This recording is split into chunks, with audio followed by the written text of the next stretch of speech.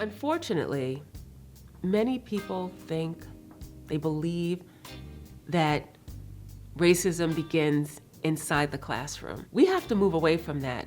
Students come into healthcare, into the nursing profession with racism. How do we identify that and what do we do about it? It's not that we create this. However, we do perpetuate it. We perpetuate it with the pedagogy, we perpetuate it with the textbooks, we perpetuate it when we send them to clinical situations where the unit might have a culture where the nurse is now seeing how individuals from different groups are treated differently. And when I say differently, it's not differently in a nice way. When we started in some states telling students that they had to go through courses that talk about implicit bias, there are some students who push back and say, I am not taking it. Well, then you don't want to be a nurse.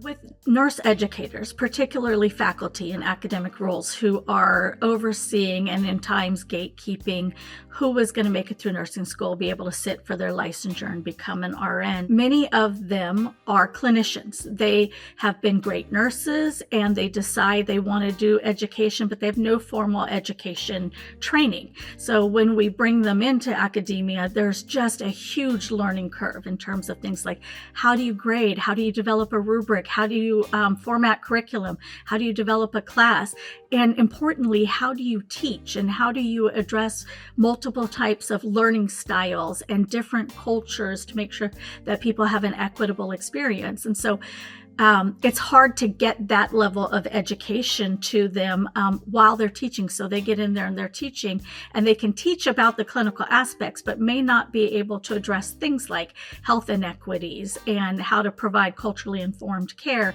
and also just how to relate to and support students from all backgrounds, how to address their own bias. And so we have a huge need to address the understanding and the education of nurse educators. So as we develop these standards and it becomes clear and required of academic settings to begin to talk about issues related to health equity, diverse care needs, LGBTQI+, health care, transgender, gender affirming care, how to address health disparities and understanding structurally why people who are minoritized experience health equities. And so because they're told they have to do it, they are starting to put content into curriculum that they do not understand and are not prepared to teach. So I think one of the really critical things we have to do is not just mandate that we have this curriculum, but that it is taught by people who are qualified to teach it. When new faculty come in, they are expert clinicians. They know how to take care of patients, create a nursing diagnosis, implement interventions. That's what we do all day. But do we know how to translate that information into the classroom and deliver it to a student body that says, oh, I get it, I see what you're saying. Sometimes we come in and as expert clinicians, we spew at a very high level and we leave students with all this information that they're trying to wrestle with and understand, and they're feeling like it's them, that they can't get to the table and have a good understanding of this information, when in reality, I'm not bringing the information to you in a way that's easily digested. And what do I do about that? Because I can keep saying, well, you all need to understand and you need to read the textbook and you need to stop. If the majority of your class does not understand the information that you're delivering, you've got to look in the mirror. You have to be humble enough to say, I'm going to come back tomorrow and I'm going to do this differently. Or I'm going to reach out to a colleague and say, I'm trying to teach this concept. Could you help me? We don't always get that. How do we turn the lens so that faculty can see their role in student outcomes? I think it's difficult because the more letters we accumulate behind our name, the more degrees that we have, society tells us, oh, you're good, you know this, you are wonderful. And now you come into a classroom thinking you're wonderful, and someone is telling you you're not. you don't know how to write exams, you don't know how to teach and deliver this information, I think the ego response is, yes, I do. It's not me, it's them.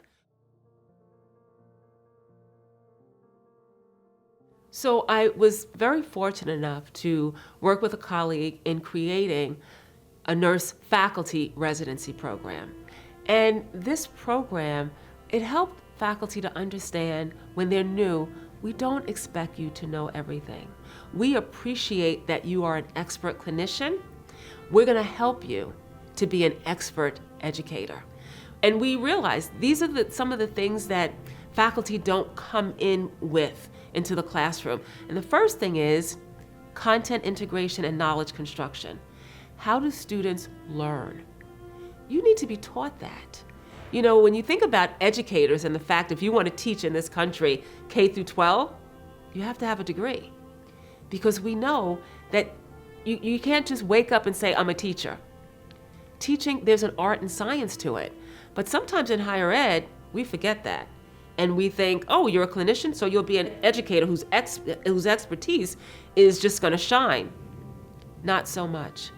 So sometimes we teach the way we were taught to, and if that was not effective, we just continue this ineffectiveness. With the nurse residency program, we're letting faculty see in real time while they're teaching, this is what narrative pedagogy looks like. This is what creating high validity exams looks like. This is how to run an item analysis. And oh, by the way, in higher ed, we want you not only to teach, but we want you to do scholarly activities. Let's demystify scholarship and what that looks like. And we talk about that. And we allow, at the end of this residency program, for faculty to collaborate on a paper. And it's just, I feel like it was something that was needed for a very, very long time. I was very fortunate that I was able to help co-create this program and now infuse it into different schools. What we have to make sure is that we have policies in place, practices that address faculty who don't want to look in the mirror and say it could be me if a student is not meeting the mark. What are the ways that we're evaluating faculty? So many schools will have peer observations. Peers have to go into the classroom and make sure that their colleagues are teaching in a way that's engaging, that's empowering, that integrates content from various sources, that really helps students integrate this knowledge and apply it. And if you're not able to do it, just like if a student isn't able to understand something, we're not going to shame you or blame you. We give you the resources that are needed. That's one way. The second way is evaluations. When we evaluate faculty at the end of the year, we have to make sure that faculty are progressing in a way that they are embodying the values of the institution. What do those values look like? How do you know when someone violates them? And where's the level of accountability? We can't bring in another generation of students where we keep hearing the same thing. The door was locked on me, I couldn't come in. I needed, 1 day extra. I was in the ER last night, sick. I asked for another day to submit the paper. I was told no. I have a colleague who doesn't look like me who says she got a whole week. Well, that's because this person had a better reason than you did. What? Where is the level of accountability? If there is none, then we will continue to perpetuate these stereotypes, repeat them, and our nursing workforce will continue to not look like the population we serve.